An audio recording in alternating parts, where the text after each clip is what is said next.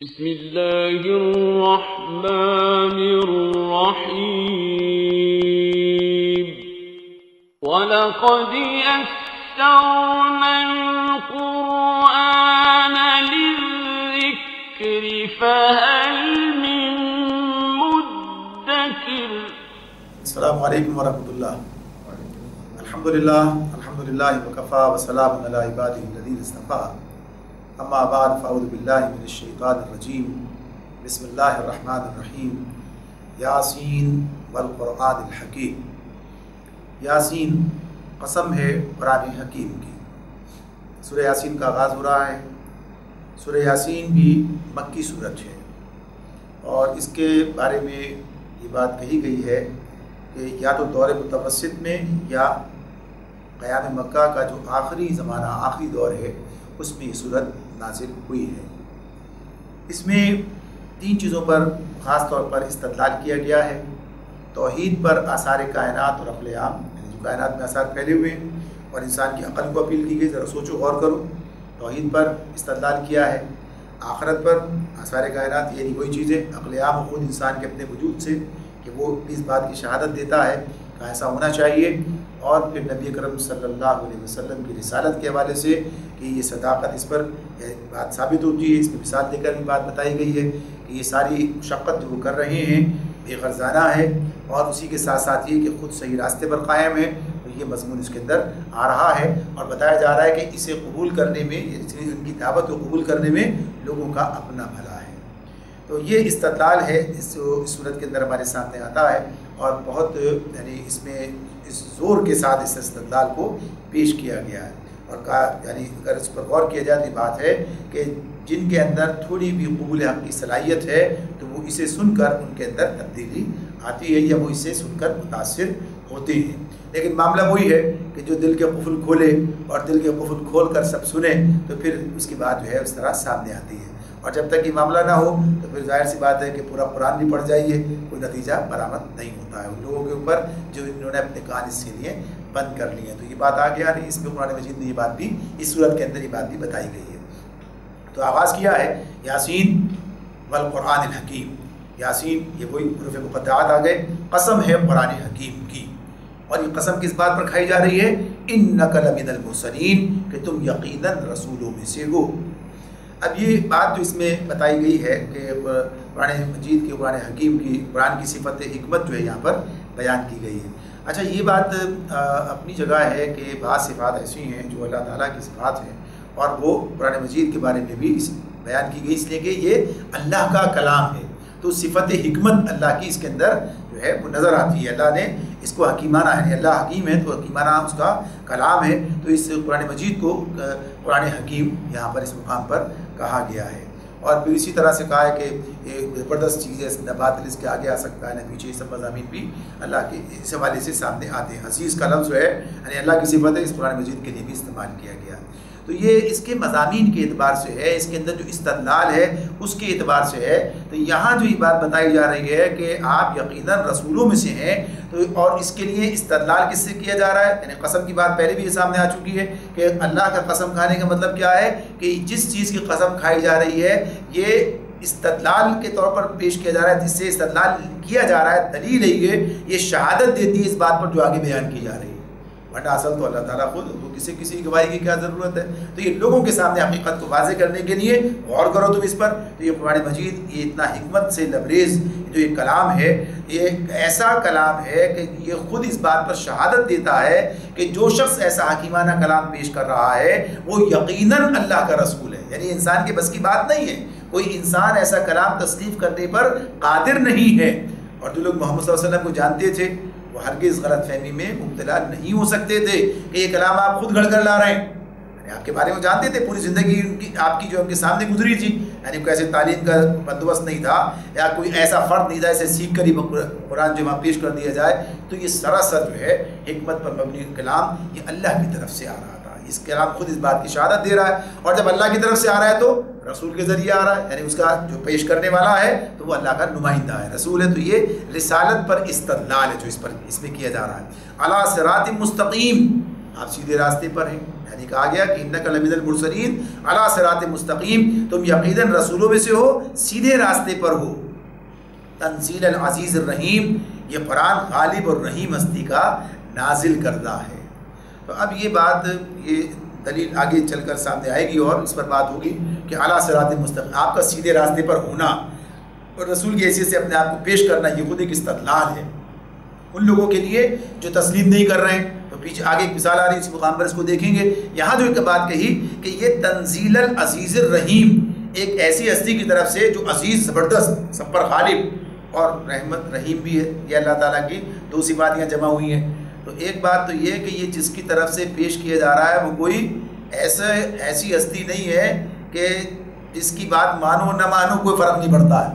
یہ اتنے زبردست ہستی کی طرف سے جو غالب ہے، زبردست ہے، یعنی اس کے کلام کا، اس کی بات کا انکار کرنا جو ہے اس کا نتیجہ سامنے آ جائے گا۔ یہ مالک کائنات، اس کا فرمان ہے اور اس کی طرف سے یہ تمہارے سامنے آ رہا ہے۔ وہ سب پر غالب ہے، جس کے فیصلوں کو نافذ ہونے سے کوئی طاقت روک نہیں سکتی اور جس کی پکڑ سے بچ جانے کی قدرت کسی کے اندر نہیں ہے۔ یہ کسی ایسے کا کلام نہیں ہے کہ اس کی بات مانو نہ مانو کوئی فرق نہیں پڑتا۔ اور پھر اس کی دوسری صفت جو ساتھ ساتھ بیان کی، صفت رحمت کی بات، کہ اس کی رحمت ہے، سراسر اس کی مہربانی ہے کہ تمہاری ہدایت اور رہنمائی کے لیے اس نے اپنا رسول بھیجا اور کتاب نازل کی تاکہ تم گمراہیوں سے بچ جاؤ، اور تمہیں موقع دیا، مہلت دی جا رہی ہے برابر۔ یعنی اللہ کی کتاب، اللہ کی بات نہیں مانو، فوراً نتیجہ سامنے آ جانا چاہیے۔ انسان کتنا برداشت کرتا ہے، ایک دفعہ، دو دفعہ، 4 دفعہ، 10 دفعہ، اور اس کے بعد پھر جو ہے مشتعل ہو جاتا ہے۔ لیکن اللہ کی صفت حکمت، اللہ کی صفت علم جو ہے وہ انسان کو مہلت دے رہی ہے، موقع دیتی چلی جاتی ہے۔ تو تنزیل العزیز الرحیم، یہ غالب اور رحیم ہستی کا نازل کردہ ہے۔ لتنذر، کس لیے؟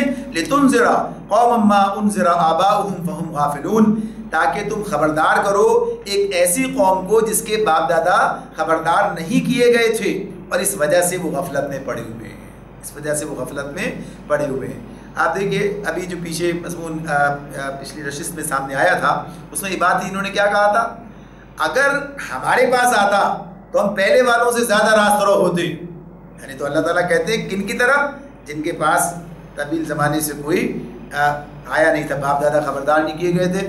تو اس سے بات مراد یہی ہے کہ یعنی قریب کے لوگ، ورنہ اگر آغاز سے لیا جائے تو ابراہیم علیہ السلام ہے خود، اسماعیل علیہ السلام ہے خود، یعنی ان کے آبا و اجداد تو آغاز تو وہاں سے ہوتا ہے، ابراہیم علیہ السلام کی اولاد ہے یہ، تو وہاں سے اسماعیل علیہ السلام کی نسل سے، تو اب یہ وہاں وہ تو خود رسول تھے، اور پھر تعلیمات مختلف ان کی طرف آتی رہی ہیں۔ یہ بات اپنی جگہ ہے، اللہ تعالیٰ یہ بات کہتے ہیں، مضمون بھی کل گزر چکا ہے، اس میں بات آئی تھی وَلِكُلِّ قَوْمٍ هَادٍ، ہر قوم کے لیے ایک ہادی ہے، ان کے لیے بھی ہدایت کا انتظام کا کوئی نہ کوئی ذریعہ تو رہا ہے، لیکن یہ بات کہ کسی رسول کا قریب کے زمانے میں آنا یہ ان کے درمیان نہیں ہوا ہے۔ تو جب یہ سب چیزیں ختم ہو جاتی ہیں، یہ بات اپنی جگہ ہے کہ ضروری نہیں کہ رسول موجود ہو، بلکہ اس کی تعلیمات اگر موجود ہیں اور اس کی شمع کو روشن کرنے والے موجود ہیں، جب تک اس زمانے میں ہدایت کا کوئی سامان موجود ہے تو اسے خالی قرار نہیں دیا جا سکتا۔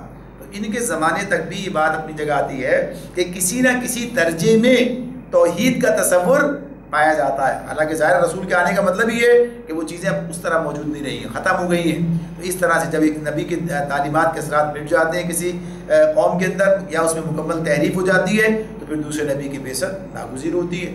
تو اسی لیے اللہ تعالیٰ نے اس آخری نبی کے جو ان کی تعلیمات ہیں انہیں محفوظ کر دیا ہے، قرآن مجید میں محفوظ کر دیا گیا، اور پھر اسی اعتبار سے آپ کی تعلیمات کو بھی اللہ نے جو ہے محفوظ رکھا، اور اس پر جو ہے ایک امت، ایک گروہ جو ہے اسے ایسا موجود رہے گا جو اس پر عمل درآمد کرتا رہے گا۔ یہ بات کل آپ کے سامنے آئی تھی۔ تو اس حوالے سے یہ بات بتائی جا رہی ہے کہ جن کے باپ دادا خبردار نہ کیے گئے تھے، اس وجہ سے وہ غفلت میں پڑے ہوئے ہیں، اب یہ بات ان کے سامنے آ گئی ہے، اب انہیں سوچنا چاہیے، سمجھنا چاہیے۔ فرمایا لقد حق القول علی اکثرہم فہم لا یؤمنون، ان میں سے اکثر لوگ فیصلہ عذاب کے مستحق ہو چکے ہیں۔ لقد حق القول علی اکثرہم فہم لا یؤمنون، اسی لیے وہ ایمان نہیں لاتے۔ یعنی ان کے معاملے میں یہ جو قول ہے حق القول علی اکثرہم، یہ قول ان کے اوپر آ گیا، ثابت ہو گیا ہے کہ یہ فیصلہ عذاب کے مستحق ہیں، کس لیے؟ فہم لا یؤمنون، اس لیے وہ ایمان نہیں لاتے ہیں۔ تو یہ جو بات اس کے اندر کہی جا رہی ہے، یہ معاملہ اس میں پہلے رکوع میں انہی لوگوں کا ذکر کیا گیا ہے کہ جو نبی صلی اللہ علیہ وسلم کی دعوت کے مقابلے میں ضد اور ہٹ دھرمی کا مظاہرہ کر رہے تھے۔ انہوں نے طے کر لیا تھا، انہوں نے یہ طے کر لیا تھا کہ آپ کی بات مان کر نہیں دینی ہے۔ تو انہی کے بارے میں کہا جا رہا ہے کہ یہ فیصلہ عذاب کے مستحق ہو چکے ہیں۔ یعنی جب کوئی شخص بات کو سمجھ کر اچھی طرح سے جاننے کے بعد اور بالکل غور و خوض کر کے فیصلہ کر لے بات نہیں ماننی ہے تو پھر اللہ تعالیٰ اسے توفیق جو ہے وہ سلب کر لیتا ہے. تو پھر ایسے لوگ جو ہیں یہ نصیحت پر کان نہیں دھرتے اور اللہ تعالیٰ نے جو پیغمبروں کی طرف سے اتمام حجت کا انتظام کیا ہے اس کے باوجود یہ جو ہے وہ حق سے دشمنی کا راستہ جو ہے یہ اختیار کر لیتے ہیں.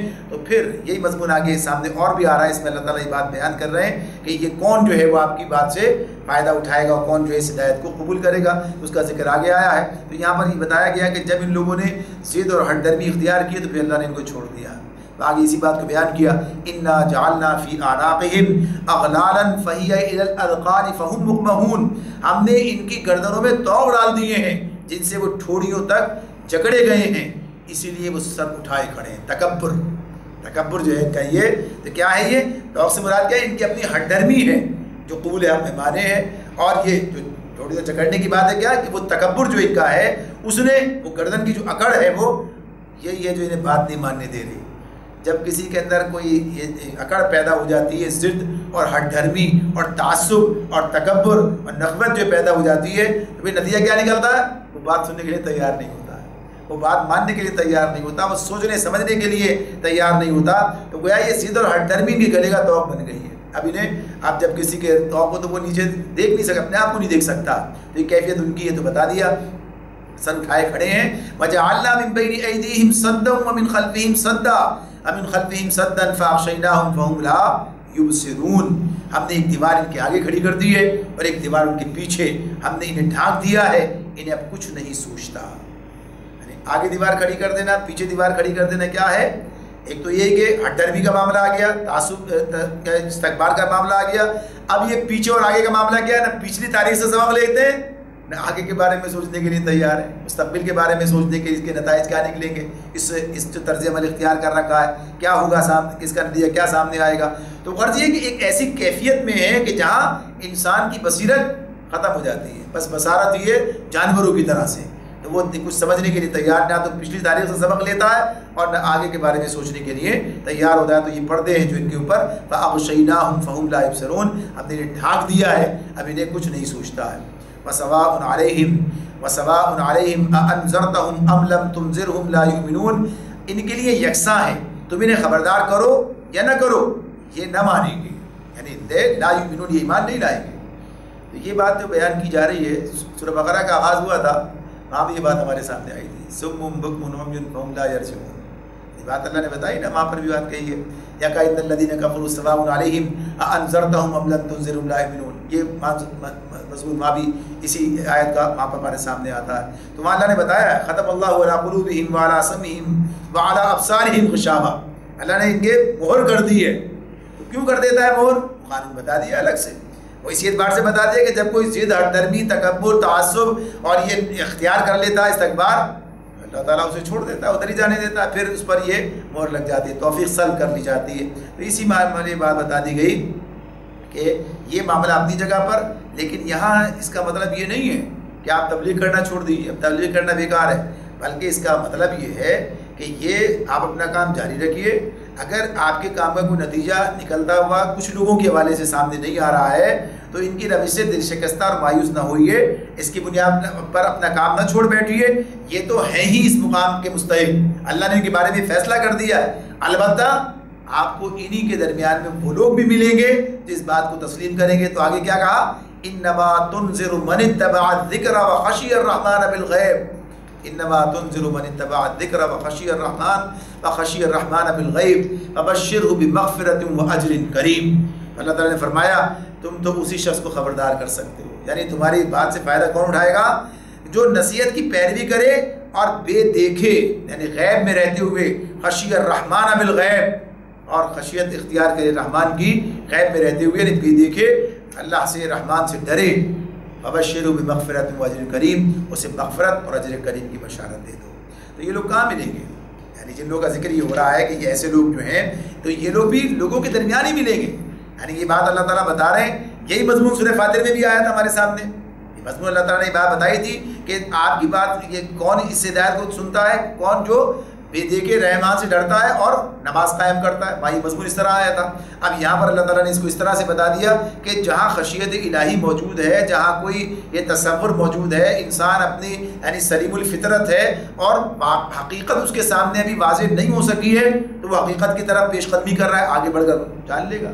لیکن جو ہٹ دھرمی میں پڑ چکا ہے، جو کہیے کہ اپنے ناک سے آگے کچھ سوچنے اور دیکھنے کے لیے تیار ہی نہیں ہے، جو خود اپنا الہ بن گیا ہے، جو خود خدا بن کر لوگوں کے پر جو ہے مسلط ہو رہا ہے، وہ بات ماننے کے لیے تیار نہیں ہوا، اس کی بات چھوڑ دیجیے. تو یہ لوگ جو ہیں جو بے دیکھے رحمان سے ڈرتے ہیں، ان کے اندر خشیت الہی ہے اور جو غیب کی حقیقتوں کو ماننے کے لیے تیار ہیں، تو ان کا معاملہ کیا ہے؟ یہ آپ کی بات پر ایمان لائیں گے، یہ ان کے لیے نصیحت نافع ہو جائے گی. یہ بھی لوگوں کے درمیان میں آپ کو مل جائیں گے، ایسے لوگ بھی آپ کے سامنے آئیں گے. اور بات ہے کہ مکے میں بھی نبی اکرم صلی اللہ علیہ وسلم کی بات کو سننے والے کم نہیں ہیں.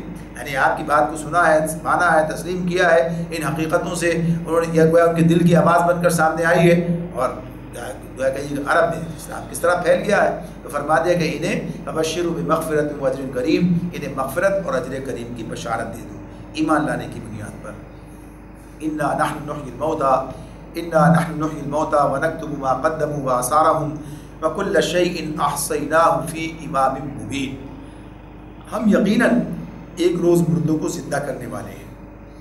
انا نحن نحیی الموتى. اب یہاں سے یہ اللہ تعالیٰ مثال دے کر بات سمجھا رہے ہیں اور بات ان کے سامنے واضح کی جا رہی ہے. یہ دعوت کی بات ہے کہ ہم یقیناً ایک روز مردوں کو زندہ کرنے والے ہیں.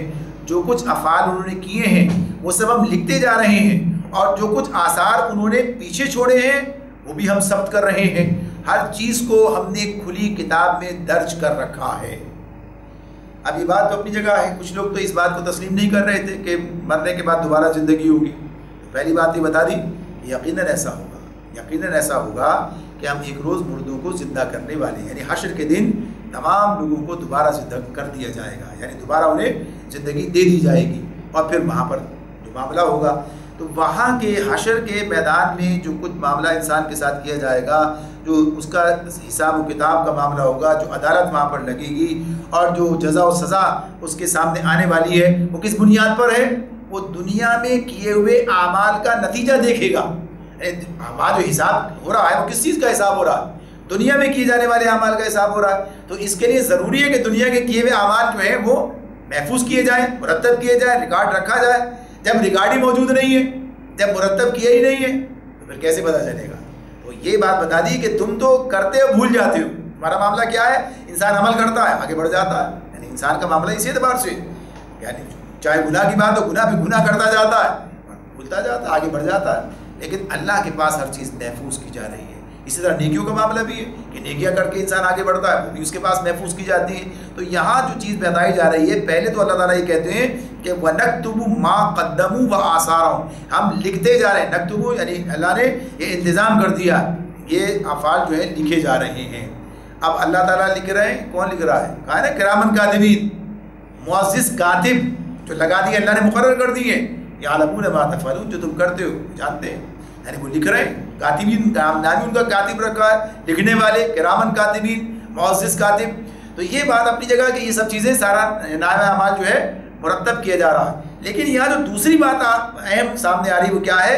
قدموا وآثارہم. جو کچھ آثار انہوں نے پیچھے چھوڑے اور جو انہوں نے آگے بھیجے، یہ سارے کے سارے جو ہیں ہم لکھتے چلے جا رہے ہیں. یعنی جو معاملہ ہے، ایک تو بات یہ ہوتی ہے کہ انسان جو کام کرتا ہے وہ کام اس کا آگے بڑھ جاتا ہے. قدم آگے بڑھ گیا، یعنی معاملہ اسی اعتبار سے جا رہا ہے اللہ کے پاس. ہر عمل اچھا یا برا سب جا رہا ہے، سب کا نتیجہ سامنے آنے والا ہے. اور پھر اس عمل کے اعتبار سے دوسری چیز کیا ہے؟ آثار. آثار کیا ہیں؟ کہ وہ آثار جو کہ اس نے اپنے بعد کے زمانے کے لیے چھوڑ رکھے ہیں، تو بعد میں جو کچھ اس کا نتیجہ ہے، یعنی اس کے اچھے یا برے عمل کے جو نتائج دنیا میں بعد میں سامنے آنے والے، بعد میں سامنے آتے ہیں. جیسے ہم صدقہ جاریہ کہتے ہیں.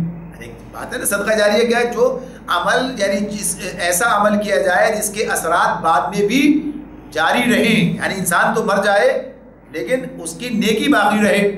تو صدقہ جاریہ ہے تو ظاہر سی بات ہے محفوظ کی جا رہی ہے نا. اگر محفوظ کے مرنے کے ساتھ ہی وہ کام ختم ہو گیا، ظاہر سی بات ہے کہ پھر صدقہ جاریہ کیا ہوا؟ صدقہ جاریہ کا مطلب تو ہم جانتے ہیں، کیا جو مرنے کے بعد بھی جاری رہے. آدمی کا عمل ایسا کر گیا کہ وہ آگے چل رہا ہے.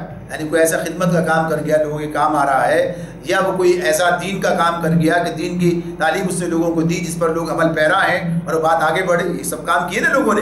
یہ کام جو آج ہم دیکھ رہے ہیں، پڑھ رہے ہیں، یہ سب چیزیں یہ لوگوں کے کام ہیں. دین ہم تک منتقل ہوا ہے، یہ صحابہ کرام سے لے کر اور ہم سے پہلے تک جو لوگ اسے ہم تک منتقل کر کے گئے ہیں، ظاہر ہے ان کے کام کا نتیجہ ہے جو آج ہم اس سے فائدہ اٹھا رہے ہیں. تو یہ بات اپنی جگہ کہ یہ اثرات بھی ان کے جو آثار انہوں نے چھوڑے ہیں، اس کا ان کے اعمال میں حصہ موجود ہے اور لکھا جا رہا ہے. اور نبی کریم صلی اللہ علیہ وسلم نے واضح طور پر بتا دیا ہے کہ کسی شخص نے کسی کو نیکی کے راستے پر لگا دیا ہے تو جو عمل وہ کرے گا اس کو بھی اس کا بدلہ دیا جائے گا، بغیر اس کے کہ نیکی کرنے والے کے عمل میں کمی کی جائے. تو جیسے نیک اعمال کی بات ہے، ایسے ہی اعمال بد کا معاملہ بھی ہے. ایسے اعمال بد کا معاملہ بھی ہے. اسی کے بارے میں وہ حدیث ہمارے سامنے آ جاتی ہے، اس کے بارے میں جس میں نبی صلی اللہ علیہ وسلم نے فرمایا اس شخص کے بارے میں جس نے پہلا قتل کیا تھا. آدم کے دو بیٹوں کا قصہ قرآن بیان کرتا ہے نا سورہ مائدہ میں. قتل کیا تو اس نے قتل کی ریت ڈالی، یعنی اس نے قتل کی بنیاد رکھ دی. ایسا بھی ہو سکتا ہے، ایسا بھی ہو سکتا ہے. یہ کام بھی ہوا پھر دنیا میں قتل کی جب یہ ریت پڑ گئی تو آگے چلا معاملہ. تو کہا کہ ہر قتل میں سے ایک حصہ اس کو جاتا ہے، یعنی معاملہ جو ہے اس کا اس نے جو ریت ڈالی ہے، جو عمل کہاں سے لے کے اور کہاں تک کا معاملہ ہے یہ. تو یہ جو ہم کام کر رہے ہوتے ہیں، سوچنے کی بات ہے، ہمارے لیے غور طلب بات ہے یہ کہ لوگ ہم سے نیکی سیکھیں. ہم لوگوں کے لیے وہ کہیے کہ نیکی کا نمونہ بنے، لوگ ہم سے نیک مثال جو ہے وہ حاصل کریں، نہ کہ لوگ ہم سے بدی کی مثال سیکھ لیں. لوگ وہ فلاں بھی تو کرتا ہے، اس سے ہم نے سیکھا ہے کہ ہم کچھ ایسی چیزیں کر جائیں، ہم ایسے رسوم و رواج جو ہے وہ لوگوں کے درمیان چھوڑ جائیں جو انہیں برباد کر دیں، یعنی ہمارے گناہ پر مبنی ہو. ہم ایسی چیزیں جو ہے جاری کر دیں، ہم ایسے کام کر دیں جو گناہ پر مبنی ہے اور وہ ہمارے بعد بھی چلتے رہیں. تو پھر وہی بات ہے کہ انسان مر جاتا ہے، اس کا گناہ نہیں مرتا ہے، یعنی اس کے اثرات اور نتائج آگے چلتے ہیں جیسے رہتے ہیں. تو یہی آثار کی بات ہے. انسان نہیں جانتا ہے کہ پھر اس کے اثرات کہاں تک جا رہے ہیں، کب تک جا رہے ہیں. تو اس لیے اسے سوچنا سمجھنا. تو یہاں پر اللہ تعالیٰ کیا کہتے ہیں، ہم آج کا عمل بھی لکھ رہے ہیں جو وہ کر رہا ہے، اور اس کے جو نتائج سامنے آنے والے آگے چل کر وہ بھی ہم لکھتے چلے جا رہے ہیں. تو یہ بہت سی مثالیں اس کے اندر ہو سکتی ہیں. اولاد کی تربیت ہے، معاشرے کے اندر جو کام آدمی کر رہا ہوتا ہے، برائی یا بھلائی پھیلاتا ہے، پھر وہ انسانیت کے حق میں مفید کام کرتا ہے یا مضر کام کرتا ہے، کیا چیز کیا کون سا جو ہے راستہ بنا کر جاتا ہے، اس کے پھر اثرات کیا ہوتے ہیں. تو یہ سب اللہ نے کہا کہ ہم لکھ رہے ہیں. کس لیے لکھ رہے ہیں بھائی؟ یہ لکھے کس لیے جا رہے ہیں؟ یہ اس لیے لکھے جا رہے ہیں کہ اس کے مطابق کا نتیجہ نکلنا ہے. یعنی اس کے اثرات جو یہاں پر قائم ہوئے. ایک آدمی جو کام کر کے گیا اور اس کی بنیاد پر لاکھوں لوگوں کی زندگی برباد ہو گئی ہے، اس کے اثرات تو وہ دیکھے گا، اس کا نتیجہ تو وہ بھگتے گا.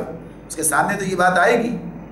دنیا میں تو اس کا نتیجہ نہیں نکلا ہے، دنیا میں تو اس کے اثرات پورے سامنے نہیں آئے. فرمایا ہر چیز کو ہم نے کھلی کتاب میں درج کر رکھا ہے.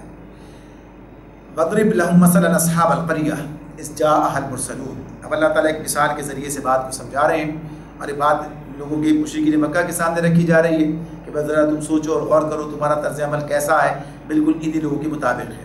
انہیں مثال کے طور پر اس بستی والوں کا قصہ سناؤ جبکہ اس میں رسول آئے تھے. وَاضْرِبْ لَهُم مَثَلًا أَصْحَابَ الْقَرْيَةِ إِذْ جَاءَهَا الْمُرْسَلُونَ.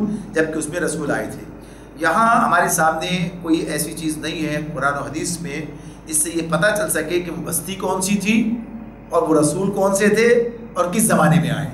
اللہ نے ایک مثال دی ہے، اور مثال چسپاں ہوتی ہے اس وقت کے حالات پر، اور آئندہ کی بھی بات سامنے آتی ہے. تو اس اعتبار سے اس سے جو سبق مل رہا ہے اس سبق کو سامنے رکھنے کی ضرورت ہے. بس اتنی بات ہے. فرمایا اذ ارسلنا الیہم اثنین فکذبوہما فعززنا بثالث فقالوا انا الیکم مرسلون. ہم نے ان کی طرف 2 رسول بھیجے، یعنی اس بستی والوں میں جن کا قصہ بیان ہو رہا ہے، تو ہم نے ان کی طرف 2 رسول بھیجے، انہوں نے دونوں کو جھٹلا دیا. پھر ہم نے تیسرا فعززنا بثالث، پھر ہم نے تیسرا مدد کے لیے بھیجا. ان سب نے کہا فقالوا انا الیکم مرسلون، ان سب نے کہا ہم تمہاری طرف رسول کی حیثیت سے بھیجے گئے ہیں. قالوا ما انتم الا بشر مثلنا وما انزل الرحمن من شيء ان انتم الا تكذبون.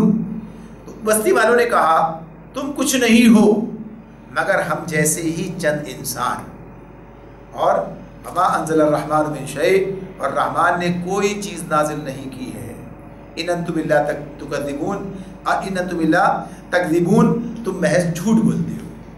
یہ وہ پہلی بنیاد ہے جو سامنے آ رہی ہے کہ ان لوگوں نے رسول کا انکار کس بنیاد پر کیا ہے.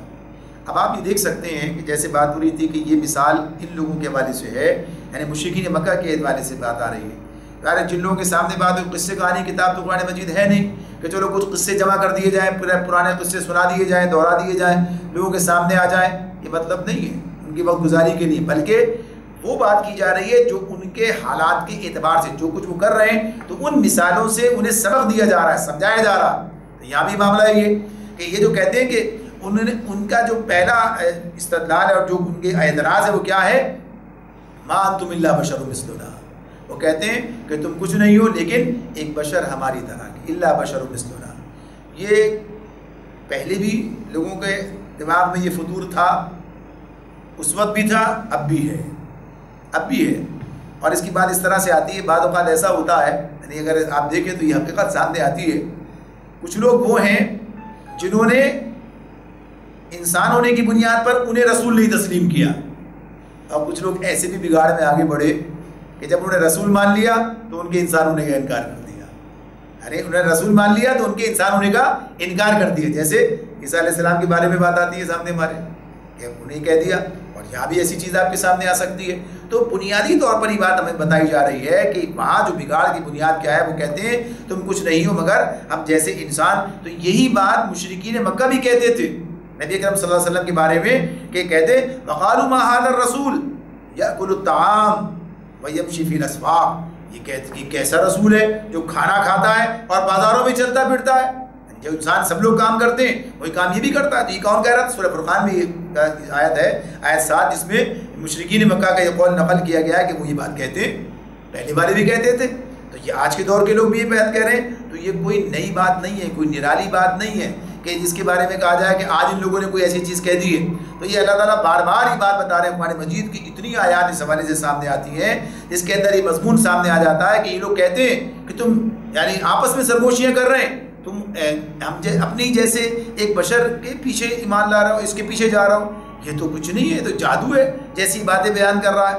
تو یہ بات بیان کی جا رہی ہے، بتائی جا رہی ہے کہ کوئی نئی جہالت نہیں ہے جو آج پہلی مرتبہ ان لوگوں پر ظاہر ہو رہی ہو، بلکہ قدیم ترین زمانے سے جہلا کا یہی طریقہ رہا کہ وہ اسی طرح کی باتیں جو ہیں وہ کرتے رہے ہیں. تو یہ اللہ تعالیٰ فرما رہے ہیں کہ یہ جو تم کہہ رہے ہو تو یہ انہی کی طرح کی بات ہے. اب جو انجام ان کا ہوا، اب بات تو آگے چل رہی ہے، باتیں ختم تو نہیں ہو رہی کہ جب انہوں نے انکار کیا تو نتیجہ کیا نکلا. یہ بات تو پہلی بات تو یہی سامنے آ جاتی ہے کہ انہوں نے انکار کیا رسول کا اس بنیاد پر. یہ نہیں کہا کہ تم بات پیش کر رہے ہو یہ بات غلط ہے، تم جو کچھ کہہ رہے ہو یہ بات ہماری سمجھ میں نہیں آتی ہے، بلکہ اس بنیاد پر کہ تم جو ہے ہمارے جیسے انسان ہو لہذا تم رسول نہیں ہو سکتے. اللہ تعالیٰ نے قرآن مجید میں یہ بات کہی ہے کہ اگر زمین میں فرشتے بس رہے ہوتے، فرشتے موجود ہوتے، چل پھر رہے ہوتے تو ہم ان پر فرشتوں ہی کا رسول بنا کر بھیجتے. تو انسانوں کے لیے انسان ہی نمونہ عمل بنتا ہے. تو اللہ تعالیٰ یہ بات یہاں بتا رہے ہیں. اور پھر دوسری بات وہ کہتے ہیں کوئی چیز جو ہے اللہ نے نازل نہیں کی، رحمان نے کوئی چیز نازل نہیں کی ہے. ان انتم الا تکذبون، تم محض جھوٹ بولتے ہو. تو یہ قرآن مجید کی بات، کتاب اللہ کی بات جو ان کے سامنے. تو مشرکین مکہ کا معاملہ بھی اسی طرح کا سامنے آ رہا ہے کہ وہ بھی اس قرآن مجید کو اللہ کی کتاب تسلیم کرنے سے انکاری ہیں. وہ بھی اس کو ایک گھڑا ہوا کلام کہتے ہیں. وہ بھی کہتے ہیں کہ نبی کرم صلی اللہ علیہ وسلم نے خود اسے تسلیم کر لیا. تو یہ پورا قصہ اس طرح سے پورا اس کے اوپر جو ہے منطبق ہو جاتا ہے جو مشرکین مکہ کا اپنا قول ہے. قالوا، وہ کہتے ہیں ربنا یعلم انا الیکم لمرسلون. قالوا ربنا یعلم انا الیکم لمرسلون. رسولوں نے کہا ہمارا رب جانتا ہے کہ ہم ضرور تمہاری طرف رسول بنا کر بھیجے گئے ہیں. وما علینا الا البلاغ المبین، اور ہم پر صاف صاف پیغام پہنچا دینے کے سوا کوئی ذمہ داری نہیں ہے. اللہ کی طرف سے بھیجے گئے، اللہ جانتا ہے بات جو ہم کہہ رہے ہیں. اور ہماری ذمہ کام کیا ہے؟ ہمارے ذمہ یہ کام نہیں کہ زبردستی تم سے بنوائیں. ہمارا کام ہے بات تم تک منتقل کر دینا. باقی اللہ کا معاملہ ہے، اللہ خود پوچھ لے گا، اللہ خود دیکھ لے گا. یہ اس اعتبار سے حقیقت واضح کی جا رہی ہے کہ رسول کا کام کیا ہے؟ بات پہنچا دینا. قالوا انا تطیرنا بکم لئن لم تنتهوا لنرجمنکم ولیمسنکم منا عذاب علیم. بستی والے کہنے لگے ہم تو تمہیں اپنے لیے فعال بد سمجھتے ہیں، اگر تم باز نہ آئے تو ہم تم کو سنسار کر دیں گے اور ہم تم سے اور ہم سے تم بڑی دردناک سزا پاؤ گے. یعنی اب براہ راست اقدام کی بات کرتے ہیں. پہلے تو الزام لگا رہے ہیں کہ تم جو ہے ہمارے لیے فعال بد بن گئے ہو. فعل بد کی بات کیا ہے؟ یہ جو فعل بد کی بات ہے یہ قرآن مجید دیگر قوموں کے حوالے سے بات کرتا ہے اور بتاتا ہے کہ جب قوم کے اندر رسول آتا ہے تو معاملہ یہی ہوتا ہے کہ اس قوم کی قسمت معلق ہو جاتی ہے، اس کے معاملات نارمل نہیں رہتے۔ اب اس کا معاملہ ایک رسول موجود ہے، اس کی دعوت موجود ہے، اس کے ساتھ جو طرز عمل وہ اختیار کرتے ہیں اس کے اثرات و نتائج ان کے سامنے آ رہے ہوتے ہیں، اللہ کی طرف سے پکڑ بھی آ رہی ہوتی ہے۔ جیسے فرعون ہے، جب بات نہیں مانی ہے تو اس کو جو نشانیاں دکھائی ہیں، 9 نشانیوں کا تذکر آتا ہے، تو وہ نشانیوں میں وہ عذاب بھی ہیں، تنبیہات بھی ہیں جو آ رہے ہیں۔ تو جب وہ مشکل آتی ہے تو کہتے ہیں تمہاری وجہ سے ہو رہا ہے یہ، یعنی یہ ان کے اوپر الزام رکھ دیتے ہیں۔ تو یہ یہاں بھی یہ بات کہہ رہے تھے، مشرکین مکہ کا معاملہ بھی یہ تھا، یہ رسول کے آ جانے کے بعد جو ہے صورتحال کیا بن گئی ہے، آپس میں لوگ جو ہیں کہیے کہ اس طریقے سے پھٹ گئے ہیں، یعنی گھر بگڑ رہے ہیں، فلاں ہو رہا ہے، ایسا، یعنی بظاہر جو چیزیں اسلام کے نتیجے میں سامنے آ رہی تھی، ظاہر سی بات ہے اسلام اور کفر جو ہے مد مقابل تھے، اس کے اثرات و نتائج سامنے آ رہے تھے۔ یعنی اب معاملہ اتنا آسان تو نہیں رہتا رسول کی دعوت آ جانے کے بعد، تو یہ کہتے ہیں کہ یہ تو ہم تمہاری وجہ سے ہو رہا ہے، ساری جو ہے فعل بد ہم تمہیں سمجھتے ہیں، اور اگر تم باز نہ آئے تو ہم تم کو سنسار کر دیں گے اور ہم سے تم بڑی دردناک سزا پاؤ گے۔ یہ سارے ان کے اپنے منصوبے اقدامات، یعنی جو کچھ دعوے کر رہے ہیں رسول کے مقابلے میں، یہ وہاں بھی کیے جا رہے تھے۔ رسول کیا جواب دیتے ہیں؟ قالوا طائرکم معکم ان ذکرتم بل انتم قوم مسرفون۔ وہ کہتے ہیں، رسول نے جواب دیا تمہاری فعل بد تو تمہارے ساتھ لگی، اب تمہارے اپنے ساتھ لگی ہوئی ہے، کیا یہ باتیں تم اس لیے کرتے ہو کہ تمہیں نصیحت کی گئی؟ اصل بات یہ ہے کہ تم حد سے گزرے ہوئے لوگ ہو۔ یہ بات کہ جو لوگ دوسروں کو فعل بد ٹھہراتے ہیں ان کی وجہ سے ایسا ہو رہا ہے، ان کی وجہ سے ہماری قسمت خراب ہو گئی، ان کے ہونے سے یہ سارے حالات پیدا ہو گئے، کس کا منہ دیکھا تھا کہ یہ سارے معاملات ایسے بن گئے؟ یہ حماقت کی بات ہے۔ سورہ بنی اسرائیل میں یہ مضمون ہمارے سامنے گزر چکا ہے، اس میں یہ بات سامنے اللہ تعالیٰ نے کہا کہ ہر شخص کا جو یہ جو اس کا نوشتہ ہے اس کی گردن میں لٹکا ہوا ہے، یعنی اس کے اپنے ہر شخص کا نوشتہ تقدیر اس کی اپنی ہی گردن میں لٹکا ہوا ہے، یعنی کوئی کسی دوسرا اس کے لیے منوس نہیں ہے۔ جو آدمی برائی کرے گا اس کا نتیجہ اس کے سامنے آ جائے گا، بھلائی کرے گا اس کا نتیجہ اس کے سامنے آ جائے گا۔ تو جو کام تم کر رہے ہو اس کے نتائج تمہارے اپنے سامنے آ رہے ہیں، تو تمہارے اپنے ہاتھوں کا کیا دھرا ہے، رسول کی دعوت کے ساتھ جو تم نے سلوک کیا ہے اس کا انجام یہی ہوگا۔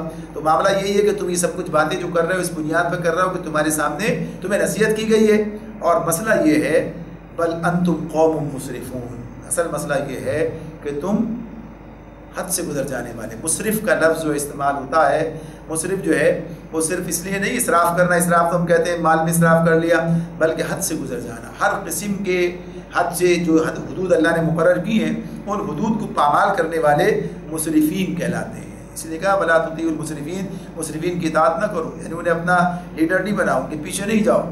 لیکن معاملہ یہی تھا، یہ قوم جو تھی ان کا معاملات ہیں، جو ان کے سردار تھے، یہ سب کیا ہیں؟ مسرف ہیں، حد سے گزر جانے والے ہیں۔ تو یہاں پر ان کو بات بتائی جا رہی ہے کہ اصل مسئلہ یہ ہے، یہ ساری تمہارے جو غصہ ہے کس بنیاد پر ہے کہ تمہیں نصیحت کی جا رہی ہے، اور نصیحت کیا ہوتی ہے؟ نصیحت کسے کی جاتی ہے؟ انذار کا معاملہ ہے۔ آغاز میں یہ بات آ گئی تھی، سورہ یاسین کا آغاز ہوا ہے تو اسی میں یہ بات آ گئی تھی، لِتُنذِرَ قَوْمًا مَّا أُنذِرَ آبَاؤُهُمْ فَهُمْ غَافِلُونَ، انہیں خبردار کرو۔ جب انذار کا معاملہ کوئی پسندیدہ نہیں ہوتا، خوشگوار نہیں ہوتا لوگوں کے لیے، سوائے ان کے کہ جن کے ضمیر روشن ہیں، جو کہ بات سننا چاہتے ہیں، سمجھنا چاہتے ہیں، ہوشیار ہونا چاہتے ہیں، بھائی اچھا ہوا بتا دیا آپ نے، ورنہ کیا نتیجہ نکلتا۔ لیکن جو لوگ ہٹ دھرم ہیں، انہیں کوئی کہہ دے بھائی آپ کام غلط کر رہے ہیں، اس کا نتیجہ غلط، اس کا نتیجہ آپ کے سامنے خوفناک سامنے آنے والا ہے، اس کا نتیجہ آپ کے خلاف آئے گا، وہ اپنے آپ کو غلط مان لینا، تسلیم کر لینا، تو ان کی کہیے کہ شان کے خلاف ہے۔ لہٰذا یہ وہ بنیاد تھی، یہ جو نصیحت کی جا رہی تھی، کہتے ہیں ان ذکرتم، اصل مسئلہ کیا ہے کہ تمہیں نصیحت کی گئی اور تم جو ہے مسرف لوگ ہو، اپنے لیے بات قبول کرنے کے لیے تیار نہیں ہو۔ تو یہی وہ بنیاد ہے جو کل بھی تھی اور آج بھی آپ کو اپنے معاشرے میں نظر آ جائے گی کہ جو لوگ بات سننے کے لیے تیار نہیں ہوتے، جو حق کے خلاف چلتے ہیں، جو اپنی ہٹ دھرمی پر قائم رہنا چاہتے ہیں، اس کے پیچھے تکبر ہوگا، اس کے پیچھے حدود کی پامالی ہوگی، اس کے پیچھے نصیحت کو قبول کرنے کا داعیہ ان کے اندر نہیں ہوگا، یعنی اس بنیاد پر ہی کام کر رہے ہوں گے۔ تو یہ مثالیں اللہ تعالیٰ دے کر ہمیں بتاتے ہیں، تو انشاءاللہ بقیہ جو اس کا حصہ ہے انشاءاللہ کل اگلی مرتبہ اس کو سامنے لیں گے، اور جو ہے واقعہ ہے اس میں مکمل ہو جائے گا۔ اللہ تعالیٰ ہمیں سمجھنے اور عمل کرنے کی توفیق عطا فرمائے۔ وآخر دعوانا ان الحمد للہ رب العالمین۔